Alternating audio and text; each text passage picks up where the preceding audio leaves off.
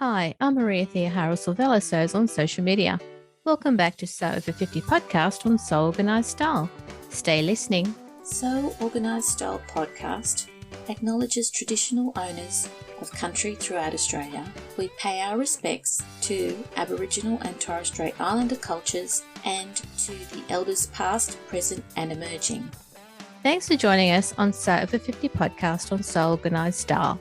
Sew Over 50 intersects with all communities. Dawna, or Spool River Sewing, is a favourite sewist of Instagram of many people. And today we get to find out more about her sewing life and what it feels like to be on the grid of a pattern company. Thanks for coming onto the podcast, Dawna. Oh, thank you so much. I'm super excited and honored and happy to be here. And I've loved seeing your makes on Instagram and how you use various fabrics and, just enjoy what you're doing. I do enjoy sewing, and I think that probably shows up because it's absolutely authentic. That's great. So how did you develop your online name? A little bit of a backstory. Yeah. My goal was to start a sewing blog. I thought they were really useful for learning about patterns and fit and different things, and I didn't see many blogs that were written by people my age. When I turned 59, my goal was to start a blog. And so I researched that. And one of the first things then was to come up with a name. And I live in Minnesota, which is where the Mississippi River starts. And in fact, I live just a stone's throw from the Mississippi River. The river divides St. Paul and Minneapolis. I live in St. Paul. And so the river is important to me for many reasons. And so I was just playing around with where I'm from and a sewing term, and I came up with Spool River. And it is familiar also. There's a book called Spoon River Anthology, which I read when I was in university. I'm an English major. And that anthology is a collection of poems about rural life along the river. And it's considered a real piece of American literature, real important. And so Spool River kind of sounds like Spoon River. So that's how I came up with the name. It's very memorable. Yeah, it kind of rhymes with Moon River and things like that. So yeah, I kind of like it. You've talked about starting a blog. Where can we find you online? That's easy. The blog is spoolriver.com. Mm-hmm. And then actually my Instagram handle, because Spool River was taken as an Instagram name. So my Instagram name is Spool River Sewing. How do you feel about being added to the Instagram grid for Sew House 7?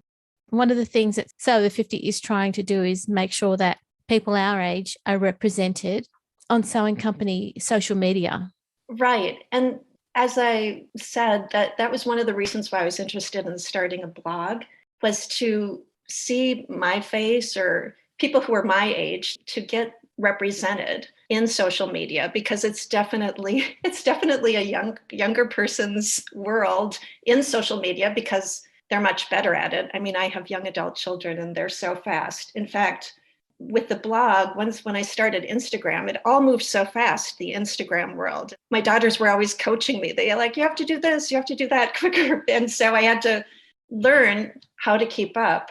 And Sew Over 50 is about this, about not becoming invisible or not being irrelevant. And we have a lot to say and our point of view, but it is important to get our voices and get our faces and make it normal to see like the world isn't just young people. So it is very exciting when I am reposted, because I think it's not just exciting for me, but it's exciting for other people who are girls of a certain age.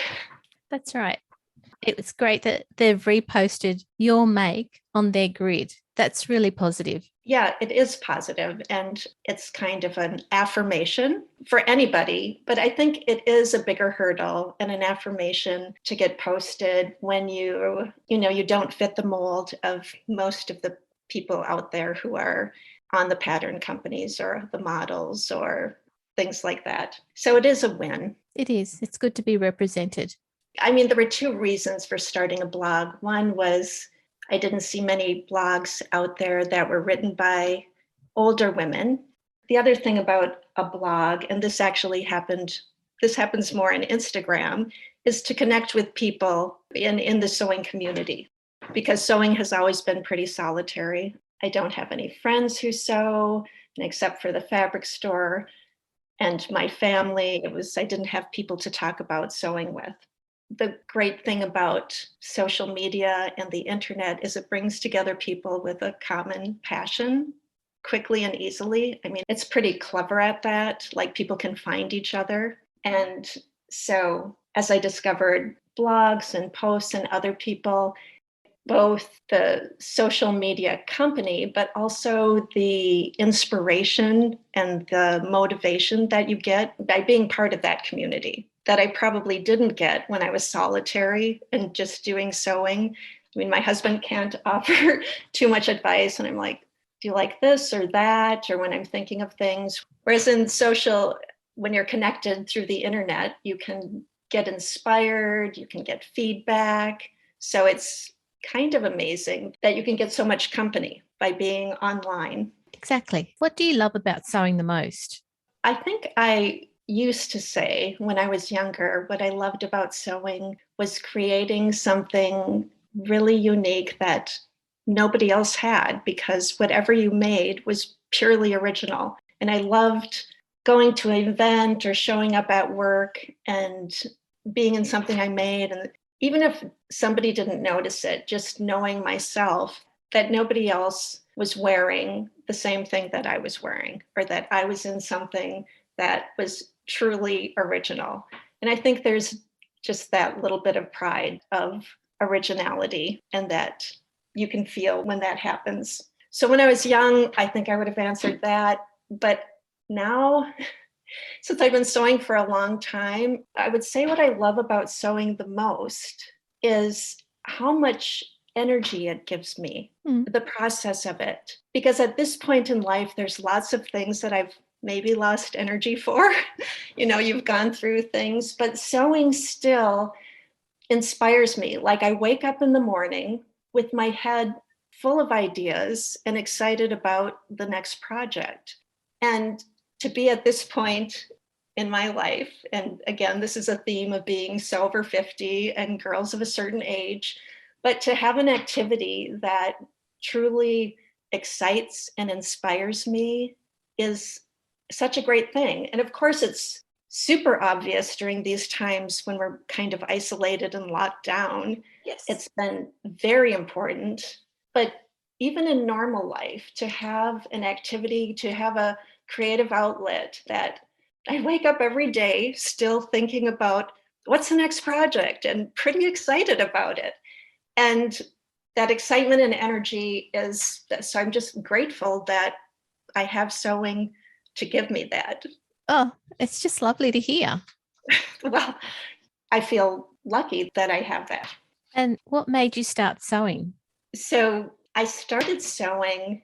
I was very young, and I am the oldest of 6 kids. And my mom's very practical and wasn't very interested in clothes and frivolous things. And I wore a uniform to school, and I lived in a small town. I had maybe one dress and a couple play outfits. And I had dreams of having more clothes. And I remember sitting on the porch and drawing paper dolls with dresses and dresses. I'd make them up and draw all these dresses. And my mom had a sewing machine, and she used it for mending. I knew she knew how to sew because she had some dresses in the back of her closet that she had made, but she didn't have much time to sew with lots of kids. And I saw that as a way that I could get more clothes. I thought, this is a way that I could achieve my goal of having more clothes in my wardrobe. So I started lobbying my mom, please teach me to sew, because I thought that this is the key to having more dresses. And my mom was too busy, and she kind of put me off. Yeah. But I remember distinctly when I was 11 and my mom was at the hospital, and it was my youngest sister was being born. And in those days, you stayed in the hospital a couple of days. So all of us kids were at my grandmother's. And I mentioned to my grandmother that I wanted to learn how to sew. And she said, well, I have a machine up in the attic and maybe some fabric. So she pulled out the sewing machine and a big bunch of, I think it was yellow, mustard yellow wool fabric. And she said, go ahead, you can sew. And my grandma didn't know how to sew. She had a sewing machine just because everybody had sewing machines. It was pretty common for everyone to have a sewing machine to do mending or whatever, but she had never made any garments. But she said, go ahead. Why don't you just go ahead and sew? So I somehow cut out a dress. I mean, I probably, like you would cut out a paper doll dress, I probably drew out what I thought would be a dress on the fabric. And she showed me how to thread up the machine and I put it together. And I don't have any memory of what the dress looked like, but I have a very distinct memory that somehow there was a dress and somehow I put it on. And I have a very distinct memory of my mom coming to pick us up. All of us kids are there and I'm wearing this dress that I made, quotation dress that I made. And I have a distinct memory of her face, which looked a little bit quizzical. She looked at me and she said, okay, Dawna, I'll teach you how to sew. Oh, So she knew that I was determined and just anxious, but that I definitely needed help because whatever I was wearing probably didn't resemble a dress. So she took time to sit me down and show me how to read through pattern instructions and sew seams. And she worked with me that summer to learn how to make. I remember the first dress that I made with instruction with my mom was a very nice A-line shift dress with a little rickrack at the bottom, which of course was very fashionable in the 60s. It had big flowers and rickrack and a nice A-line dress. And of course, I was super proud. That really started my sewing journey. It kind of took making that big attempt at my grandmother's to get my mom to pay attention and teach me how to sew. your mum had a growing family, a young growing family. And so when she saw you with the dress that you made at your grandmother's, it was like, yep, she wants to do this. I'm going to have to give her some basics to get started. I'm going to have to, give her a little attention. She's determined. So, so that's my story. And then I sewed clothes for myself. Back then, sewing was very cost effective. It was cheaper to sew clothes. That's not always the case right now, but back then you could make a dress. You could go to the Five and Dime is where I could get fabric, calicos and things. So I made clothes all through middle school and high school. And in fact, when I was going to go off to college, I went to a nicer fabric store and made myself a little capsule wardrobe of a couple wool skirts and a jacket. Like I was going to be all very stylish in college, which being from a small town and a little bit out of step, when I got to university, everybody there, the fashion was to wear jeans and sweaters. And there I was in my little capsule wardrobe of wool skirts and matching jackets. My first boyfriend at university said, you don't dress like all the other students here. And I was a little out of step. I was okay being like that back then. But you caught his eye. Yes. Yes. And since then, you've been able to keep sewing for various occasions? Yes, I know. It's just amazing that, not just occasions. So after university, I went to grad school and worked in government. And again, I sewed a lot of my working wardrobe. Back then, women wore suits or pretty polished dresses.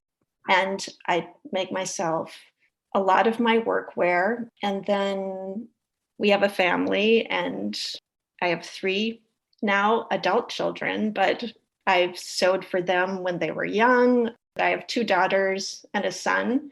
I sewed play clothes, and for my daughters, I sewed both play clothes and special occasion dresses through high school. And in fact, very special occasion, just this last year, I sewed my daughter's wedding dress, which surprisingly, I sewed my own wedding dress when I got married, another occasion, because I would sew for every occasion. So of course I was going to sew my wedding dress. But surprisingly, sewing my daughter's wedding dress, I was more nervous about that than sewing my own wedding dress. And I think it's because sewing, to somebody else's satisfaction is always a little tricky, and especially for such an important occasion. I was nervous about that. It worked out in the end, but that was a big occasion that I had to sew for. When my daughters were they were in primary school, the fabric store was sponsoring a fashion show in the city.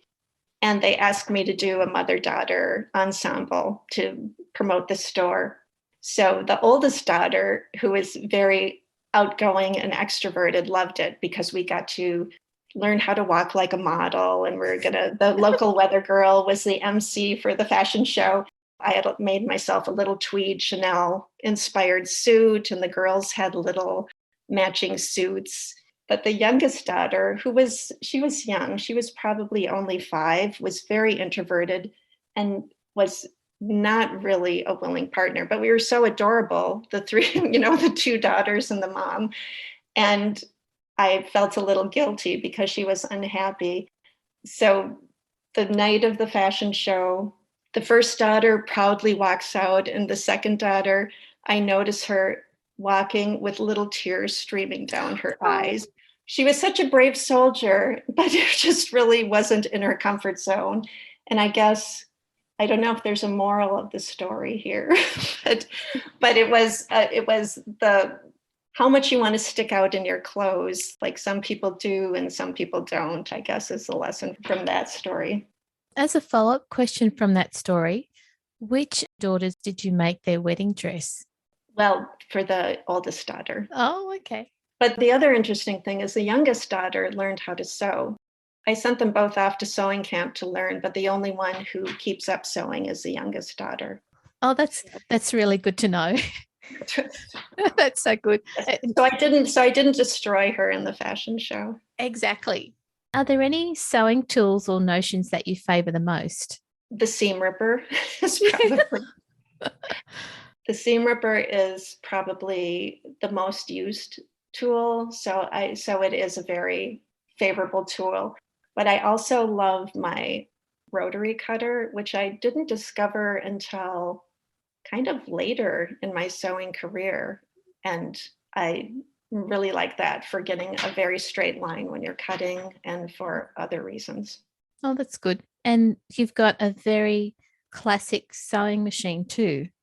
Oh yeah. And then, yes, my absolute favorite tool is my Viking Husqvarna sewing machine, which is quite old. It's 36 years old. It was one of the first computerized machines. It's very heavy. It's very reliable. And it's been around a long time. So we have quite a relationship. And when did you discover the Sew Over 50 community? So as I said, I started with the blog, and Instagram was kind of a secondary thing to, post some things on Instagram connected to the blog. And I think Sew Over 50 was just starting when I was starting my blog. And that's when I noticed them, once I started an Instagram from the blog. And I was just thrilled that here was an organized community that had the exact same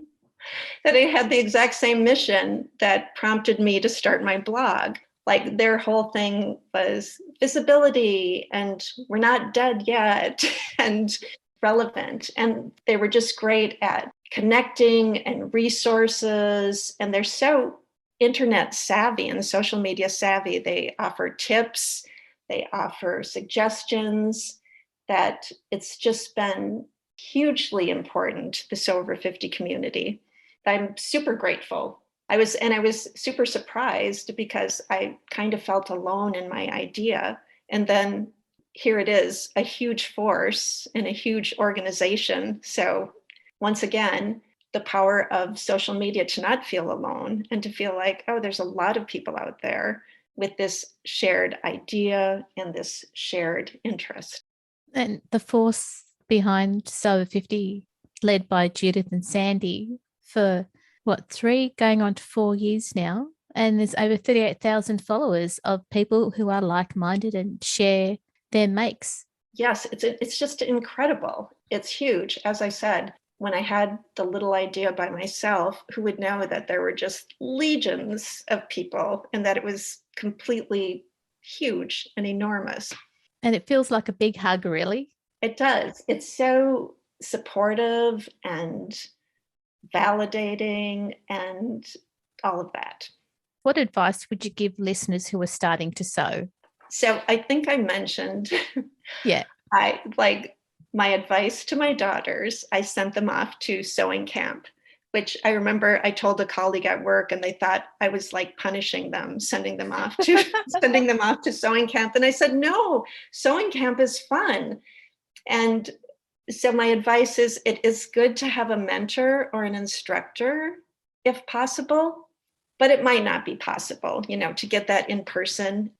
And now you can learn things online or watch videos or tutorials. And I think that's very helpful. So having some sort of resource, mentor, something to look at is super helpful when you're starting to sew. And then my other bit of advice, and I think what keeps people going, is just to have the attitude of not getting defeated by sewing, to have the attitude of just, you might have to try again, you might have to do a start over. I still have to take things apart and redo because it's a process and it's a learning process, and it might not come out exactly as you envisioned in the end, but don't get defeated by that. You can keep working at it. And I think that attitude can help you be successful in sewing, to just stick to it. Stick to it, yeah. Because there's always a workaround. Right. Be okay with like a workaround or a repicking or an unpicking and refashioning. Even though the younger daughter had the tears at the fashion show, she's the one who, after going to sewing camp, stuck to sewing. And she still sews today and she still enjoys sewing. That's a great way to round off your podcast, Dawna. Okay. That really is. This was a lot of fun. Dawna, thank you so much for coming onto the podcast and telling us your story. And it's really great that we get to see you on the grid of sewing companies now. That's all part of making sure that those of us who are over a certain age are actually getting on grids and being visible. Thank you so much for helping us stay visible. I've had a fabulous time talking with you. Thank you so much, Dawna. And have a lovely day, listeners. This episode for Sew Over 50 on Sew Organised Style podcast was produced by me, Maria Thea Harris, with permission of Dawna, sound by bensound.com. You can subscribe to Sew Organised Style podcast, spelled with an S, not a Z, on all good podcast apps. Make sure you go back and listen to our Sew Over 50 podcast archive, when we hope you'll support us through our Patreon account. Every podcast is free with the aim to keep you company and encourage you to sew more often. Post any questions or suggestions you have on our Instagram account at Sew Organised Style, or on our website at www.seworganisedstyle.com, or on our Facebook page. We look forward to joining you in your sewing room next time. Stay safe, everyone.